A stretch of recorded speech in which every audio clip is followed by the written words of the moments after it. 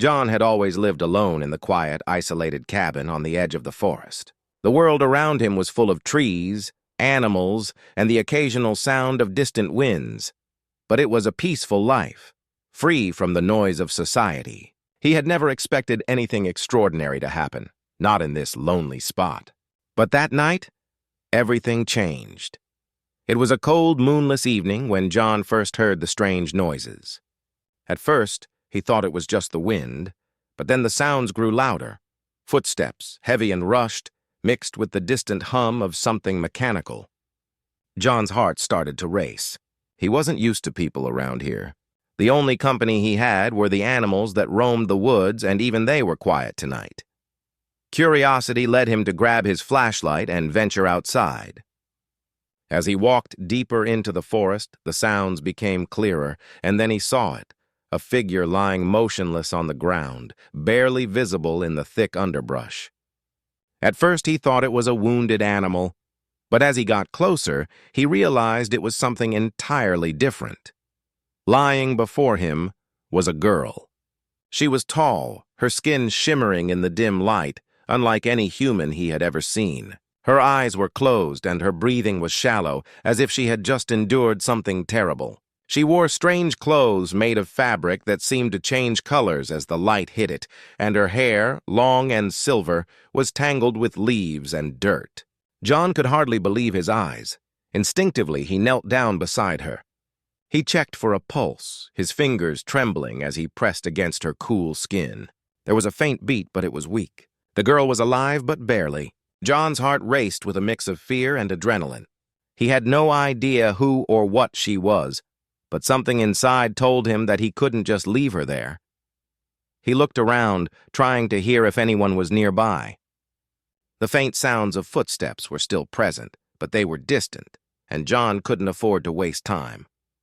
Without thinking, he carefully lifted her into his arms and carried her back to the cabin. Once inside, he laid her down on the old wooden table in his kitchen.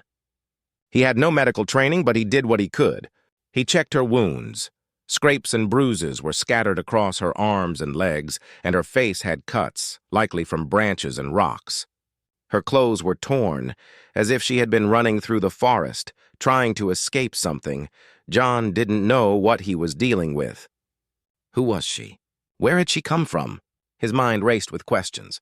But he couldn't afford to think about it too much. She was in his care now, and he had to help her, even if he didn't understand who or what she was. As the hours passed, the girl began to stir. Her eyes fluttered open, and for a moment she looked at John with a mix of confusion and fear. She didn't speak, her mouth moved, but no words came out. She was still too weak. John stayed silent, watching her carefully, unsure of what to do next. But one thing was certain. His life was no longer the same. He had unknowingly stepped into something much bigger than himself. The question now wasn't just who this girl was. It was why had she come to him, and what danger was lurking just outside the cabin waiting to find her. The days following the rescue were filled with uncertainty. John did his best to care for the mysterious girl, though he had no idea who or what she was. The forest surrounding his cabin remained silent, as if waiting, watching. Every creak of wood, every rustle of leaves kept John on edge, never sure if danger was near. The girl, however, seemed to be recovering. Her breathing grew steadier, and the faint glow in her skin flickered less and less, as if she was regaining her strength. But as the days passed, something began to happen. John noticed that the girl's eyes, when she opened them, seemed different, far too deep, as if they held more than a human could understand. And though she couldn't speak, her eyes communicated everything: fear, confusion, and something else. Something that felt like recognition. But recognition of what? Of whom? It was as if she knew him, but how could she? He was just a man, living in isolation. She began to show signs of waking up more frequently. At first, she would stare at him with those intense eyes, trying to communicate with her silent gaze. John would sit across from her, unsure of how to bridge the gap between them. His words meant nothing to her, and her silence left him grasping for answers. It was clear that she wasn't just any lost traveler, and whatever brought her here wasn't by accident. One morning, as John brought in fresh water from the well, he noticed the girl sitting by the window, staring out into the woods. Her posture was tense, almost alert. It was the first time she'd moved without any assistance.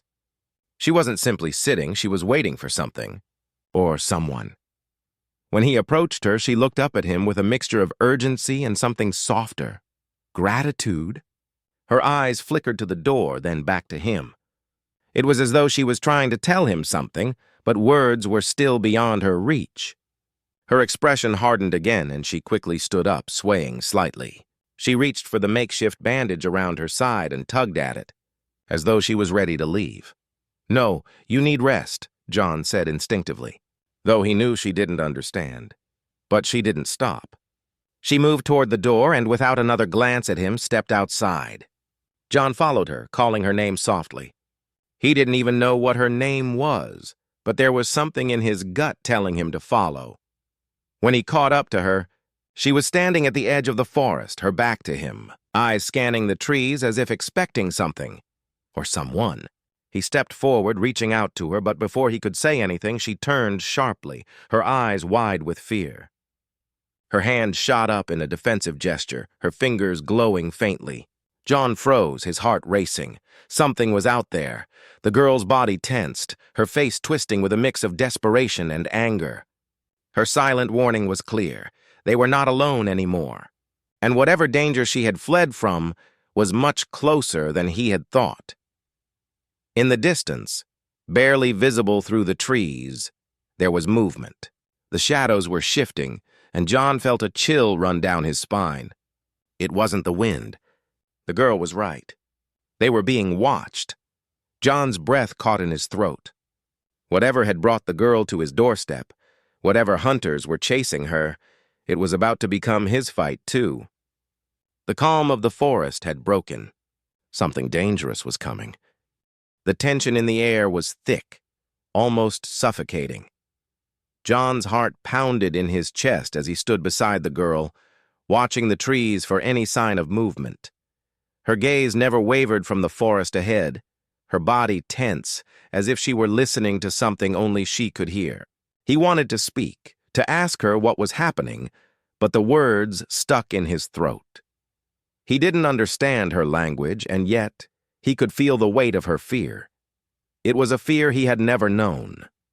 The silence stretched on, each passing second stretching farther than it should. The forest was still. Too still. Then, just as suddenly as it had started, a shadow flickered at the edge of the clearing. John's breath caught in his throat. He didn't need to ask who it was. The girl's reaction said it all. Her body went rigid, and without a word, she reached out, grabbing John's arm with a strength that startled him. Her grip was firm, urgent. She pulled him toward the cabin, her eyes wide with panic. "Inside now," she mouthed, the words silent but clear. John didn't question her. He followed her into the cabin, his pulse racing. The door slammed shut behind them, and he locked it with trembling hands. He turned to find the girl already at the window, peering out into the woods. Her expression was unreadable, but there was a fire in her eyes now, a determination that hadn't been there before. John moved to her side, unsure of what to do. He wanted to help, but he had no idea what was coming. Whatever threat lurked outside, whatever hunted her, it wasn't something he could face alone. "Who's coming?" he asked, his voice barely a whisper. She shook her head, her eyes never leaving the window. She pointed to the sky, then to the ground, as if trying to explain something. But John was still lost in the confusion of it all. He had never been involved in anything like this. His life had been simple, quiet. Now it was anything but. The sound of footsteps broke the stillness. They were slow at first, deliberate. Then came the unmistakable crack of branches breaking underfoot. Someone, or something, was getting closer. John's chest tightened. His mind raced. The girl turned to him, her eyes pleading now as if she were begging him to understand. She nodded toward the back of the cabin, silently signaling that they needed to leave. Without thinking, John grabbed the pack he had left by the door and hurried to follow her. They moved quickly, silently, through the back door into the dense woods behind the cabin. The moonlight filtered through the trees, casting eerie shadows on the ground as they made their way deeper into the forest. They didn't speak. There was no need. Every step was calculated, every move deliberate. They had to get out of sight, but the fear that pulsed through John's veins told him it might already be too late. Suddenly, there was a noise, a low, guttural growl that sent chills down his spine. It wasn't human. It wasn't even close. His eyes shot to the girl. She nodded once, her face pale with worry, then motioned for him to keep moving. John glanced over his shoulder as they ran, his mind screaming for answers. Who was chasing them? Why had they come for her? The girl's breathing grew heavier, her pace quickening. They had to get away, and fast. But the sound of the growl was growing louder, closer. They weren't alone anymore, and the real danger was just beginning. The deeper they moved into the forest, the thicker the air became, heavy with tension and the scent of damp earth. John's legs burned from the effort, but he didn't dare slow down. The girl was ahead of him, her movements swift and purposeful, though John could see the exhaustion in her every step. Her strength, once so obvious, seemed to be fading, her pace slower with each passing minute. Still, she pressed on, her eyes darting back and forth as if she were sensing something just beyond the trees. The growl had stopped, but the feeling of being hunted lingered in the pit of John's stomach, gnawing at him with every step. The forest was no longer a place of peace, but one of danger, its shadows twisting unnaturally as if the trees themselves were watching them. Then the girl stopped. She held up a hand, signaling for John to be quiet. Her posture was tense, her head tilted slightly as if she were listening for something. John didn't need to ask. He could feel it too. The weight of the silence, the absence of sound that wasn't right. The forest was holding its breath. She glanced over her shoulder, locking eyes with him. Without a word, she motioned for him to follow her as she ducked behind a large tree, her body melding into the shadows. John hesitated for only a moment before he joined her, his heart thumping loudly in his chest. He crouched down beside her, trying to steady his breath, but it was hard to focus with the pounding in his ears. His senses were on high alert now, every crack of a twig or rustle of leaves making him flinch. They waited, still as statues, their eyes scanning the area. The girl's body remained rigid, her eyes darting toward the sky before shifting to the horizon. Then it happened.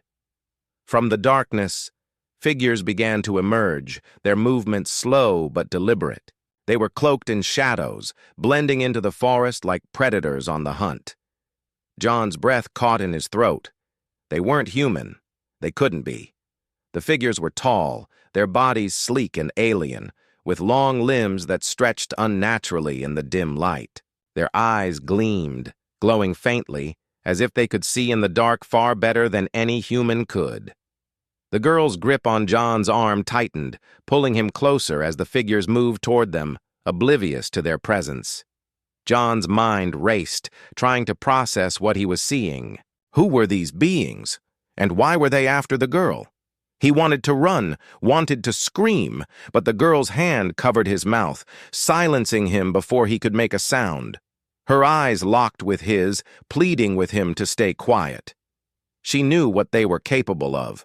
She had faced them before. The figures paused, scanning the forest around them.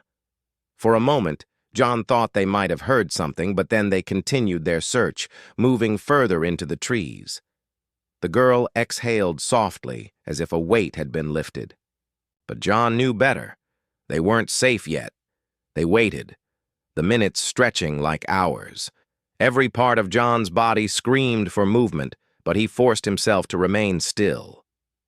As the figures finally disappeared into the shadows, John exhaled, not realizing he had been holding his breath the entire time.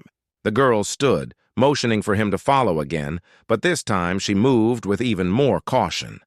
John, now fully aware of the danger, followed closely behind. Every step, Every rustle of leaves felt like it could be their last. The forest was no longer just a place of refuge, it had become a battleground. As they pressed on, John's mind couldn't shake the question that had been building since the moment he met her. Who were these hunters? And why were they so determined to find her? And more importantly, why had he become a part of this dangerous game? The air felt heavier with each passing step as John and the girl ventured deeper into the woods, farther from the safety of the cabin. The girl, her movements still cautious but determined, kept her eyes locked ahead, never slowing, never looking back. John, his thoughts racing, couldn't shake the feeling that they were on borrowed time. Every snap of a twig, every rustle in the underbrush made his heart leap in his chest. They were being hunted, but by who? And why? John's mind wandered back to the strange figures they had seen earlier, the way they moved. Too fluid, too unnatural. They weren't human, that much was certain. But what were they? What did they want with her? He glanced at the girl still silently leading him through the dense forest. He couldn't even ask her what was happening. Every attempt to communicate had been met with silence. Her eyes, though, spoke volumes, fear, urgency, and a hint of something deeper. She had a story, one that she wasn't ready to share. Finally, they came to a small clearing, the trees thinning just enough for the moonlight to break through. The girl stopped suddenly, her hand raised in a quiet signal for John to halt. She scanned the area, her expression hardening, her body tensing in a way that made John's skin prickle. Something was wrong. He could feel it too, the change in the air, like a storm was rolling in. Before John could react, a sound cut through the night. A low hum, growing louder, closer. He whipped his head toward the direction of the noise, his heart pounding. In the distance, a bright light flashed, cutting through the shadows. His stomach sank. It was them. Without a word, the girl grabbed his arm, pulling him behind a large boulder. Her eyes were wide with panic, her breath shallow. She looked at him, her gaze imploring, as if trying to convey something without speaking. John understood the silent plea. It was time to hide, to vanish. They crouched low behind the boulder, the noise of the approaching hum growing louder. John could feel the vibrations in the ground beneath him. It wasn't just a vehicle, it was something far worse. The light in the distance flickered, and then, to his horror, the shape of a massive craft emerged from the trees. It hovered just above the ground, a sleek metallic ship with glowing blue lights that danced across the surface. The same eerie figures he had seen earlier materialized beneath the ship, their tall, slender forms moving with unnatural grace. The girl's grip tightened on John's arm, and he could feel her shaking. She was terrified, and for the first time, John realized how much danger she was truly in. These weren't just hunters. They were something far more dangerous, an organized force, intent on capturing her, on taking her back to wherever they came from. But why? What did she have that they wanted so badly? John's mind raced, but he knew there was no time for answers. They needed to move. Quietly. Quickly. He motioned for the girl to follow him, and they began to sneak through the clearing, staying low to the ground. Every sound, every breath felt amplified in the stillness of the night. The craft hovered just above them, casting a wide, eerie glow over the area. John's chest tightened as they moved further into the woods, but the girl's pace quickened. She was moving with a sense of urgency, as if she knew exactly where they needed to go. John followed closely behind, trusting her instincts, but the sound of the craft overhead made it clear they couldn't run forever. Time was running out, and the hunt was only just beginning. The night seemed endless, the shadows stretching longer as John and the girl raced through the dense forest. The hum of the craft above them never ceased, its presence like a dark cloud hanging over their every move. Each step felt like it could be their last, and yet the girl pressed on, her pace relentless despite the toll the journey had taken on her.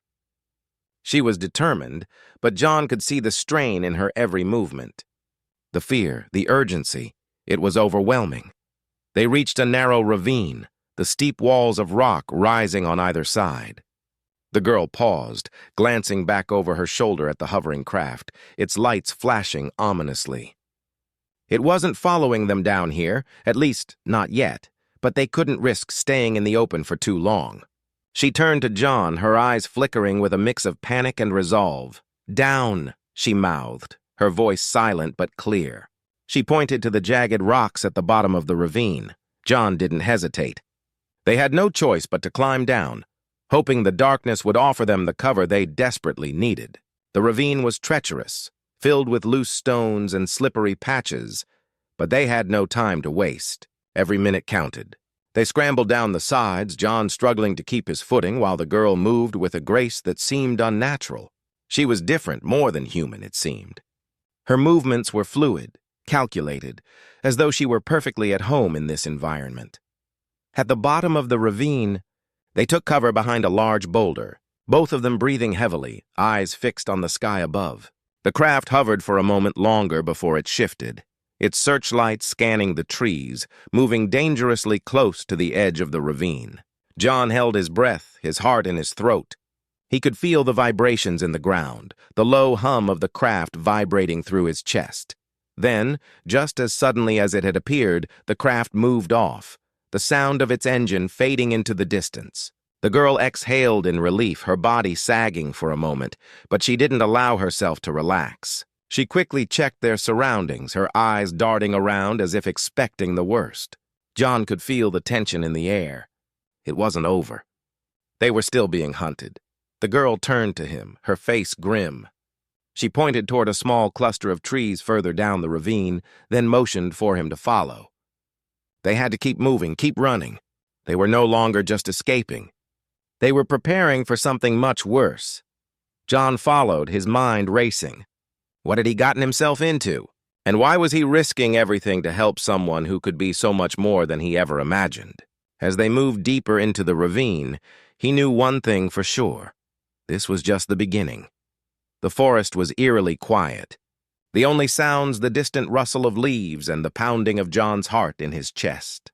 The girl led the way, her movements now more purposeful than ever, her every step filled with an urgency that made John's legs ache with fatigue.